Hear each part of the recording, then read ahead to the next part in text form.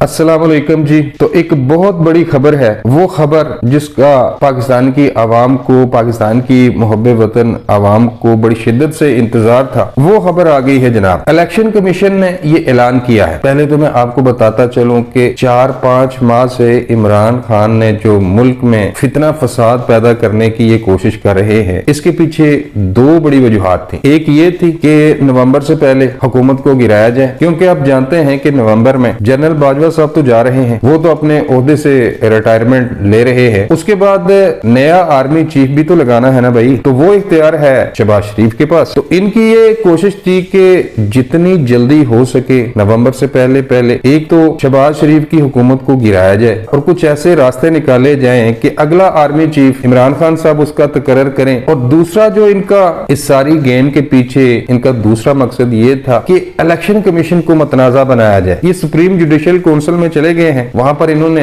ये मौकफ इख्तियार किया है कि चीफ इलेक्शन कमिश्नर जानबदार है, गैर जानबदार नहीं जानबदार है। ये मुस्लिम लीग नून की हमायत कर रहा है। उनके साथ मुलाकातें हो रही हैं चीफ इलेक्शन कमिश्नर साहब की। तो चीफ इलेक्शन कमिश्नर साहब जो कुछ भी कर रहे हैं ये आयन और कानून के खिलाफ है, लिहाजा इनके खिलाफ कार्रवाई की जाए और इनको इनके ओहदे से हटाया जाए। तो दूसरा मकसद ये था कि ये चीफ इलेक्शन कमिश्नर साहब को अपने ओहदे से हटाना चाहते थे। दोनों में अभी तक नाकाम हुए हैं। आर्मी चीफ भी अल्लाह के फजल करम से शहबाज शरीफ साहब लगाएंगे। और जो दूसरी खबर है वो भी इमरान खान के, आज पूरी रात इमरान खान को नींद नहीं आएगी। तो इलेक्शन कमीशन ऑफ पाकिस्तान ने ये ऐलान किया है कि 19 सितंबर को तोशा खाना रेफरेंस केस का जो फैसला महफूज किया गया था, वो फैसला कल 2 बजे सुनाया जाएगा। तो तोशा खाना केस के फैसले से खान साहब इतने खौफजदा क्यों हैं? तो थोड़ा सा मैं पस मंजर में जाना चाहूंगा। जब मुस्लिम लीग नून की हुकूमत आई, या फिर आप कह सकते हैं कि पीडीएम की हुकूमत आई, इन्होंने दो काम किए। एक तो इन्होंने फराह गोगी और पिंकी पीरनी की करप्शन को पकड़ा। 4 साल में ये 2 खवातीन बुजदार के साथ और पाकिस्तान के एक बड़े प्रॉपर्टी डीलर के साथ मिलकर 4 सालों में इन्होंने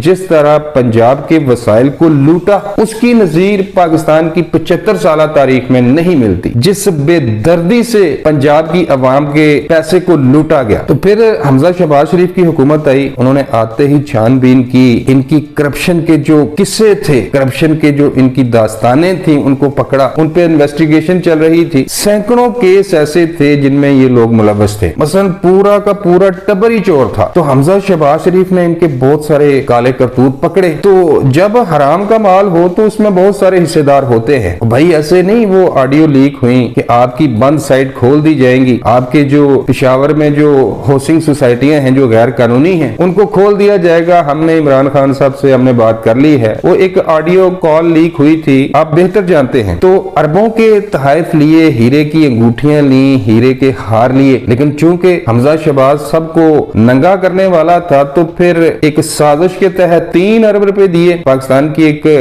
बड़ी शख्सियत ने, बासर शख्सियत ने, जो कि पाकिस्तान के बहुत बड़े बिजनेस टाइकॉन है। तो फिर 3 अरब रुपए की मदद से ज़िमनी इंतखाबात में जो पंजाब में हुए थे, जिसमें इमरान खान साहब ने 15 सीटें जीती थी, उनमें हमजा शहबाज शरीफ को हराया गया। तो वहां से तो ये बच निकले। बाद में जिनको पंजाब का सबसे बड़ा डाकू कहते थे, फिर उनको पंजाब का इख्तिदार दे दिया। और जितने भी हमजा शहबाज शरीफ के दौर में इन पे केस बने थे और जिन पे इन्वेस्टिगेशन हो रही थी, तमाम केसों को बंद कर दिया गया। तो एक तो इनका अच्छा काम ये था कि इन्होंने फराह गोगी और पिंकी पीरनी की करप्शन को हाईलाइट किया और दुनिया को बताया कि 4 साल में ये करते रहे, ये करतूत थे इनके 4 सालों में। लेकिन फिर चूंकि हमजा शहबाज शरीफ की हुकूमत को गिरा दिया गया, तो इन केसों को दबाने में या फिर इन पे मट्टी डालने में ये लोग कामयाब हो गए। वफाकी हुकूमत ने जो दूसरा अच्छा काम किया अवाम के फायदे के लिए, वो ये था कि इमरान खान साहब बनते हैं सादिक और अमीन, और एक बंदा इनको सादिक और अमीन का लकब दे के चला गया है। तो खान साहब यूथियों को ये कहते थे कि मैं तो भाई ना मैंने कभी झूठ बोला है, ना मैंने कभी करप्शन की है, मैं एक सच्चा और मुहब्बे वतन पाकिस्तानी हूँ। तो शहबाज शरीफ साहब आए तो उसके बाद बहुत सारे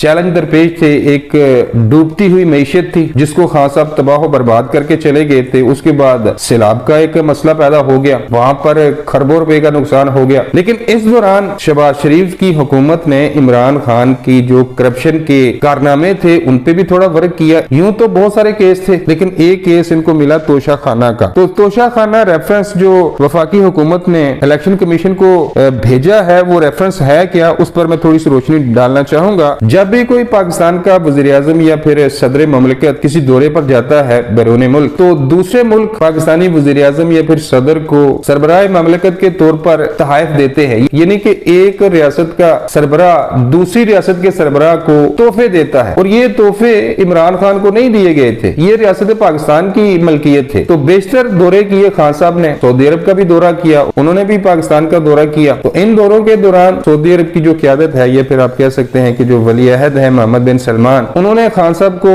तोहफे दिए। और वो अमीर लोग हैं भाई, वो करोड़ों के तोहफे उन्होंने सरबराह ममलिकत की हैसियत से इमरान खान को दिए, चीफ एग्जीक्यूटिव के तौर पर। तो वो तोहफे इन्होंने जमा करवाने थे तोशा खाना में, जिस तरह आमतौर पर होता है, जो आयन और कानून में लिखा है। तोशा खाना में इमरान खान साहब ने तोहफे जमा तो करवाए, लेकिन चूंकि उनकी मालियत करोड़ों में थी, तो खान साहब ने उनको करोड़ों की मालियत के तोहफे को हजारों में खरीदा और फिर उनको ब्लैक मार्केट में बेच दिया। यानी कि खान साहब ने करप्शन की और फिर इस करप्शन के पैसे को असासों में डिक्लेयर नहीं किया। तो उन्होंने इलेक्शन कमीशन में रेफरेंस दायर कर दिया कि इस पर तहकीकात की जाए। इमरान खान पर नाअहली का केस बनता है। इलेक्शन कमीशन ने इस पर तमाम तर तहकीकात की। स्टेट बैंक ऑफ पाकिस्तान से इमरान खान के जो अकाउंट्स हैं या फिर खुफिया अकाउंट हैं, उनका पता लगाया। तमाम तर छानबीन के बाद 19 सितंबर को इलेक्शन कमीशन ने यह फैसला महफूज किया था। अब कल 2 बजे इस फैसले को सुनाया जाएगा। अब देखते हैं कि इलेक्शन कमीशन का फैसला क्या आता है, लेकिन चूंकि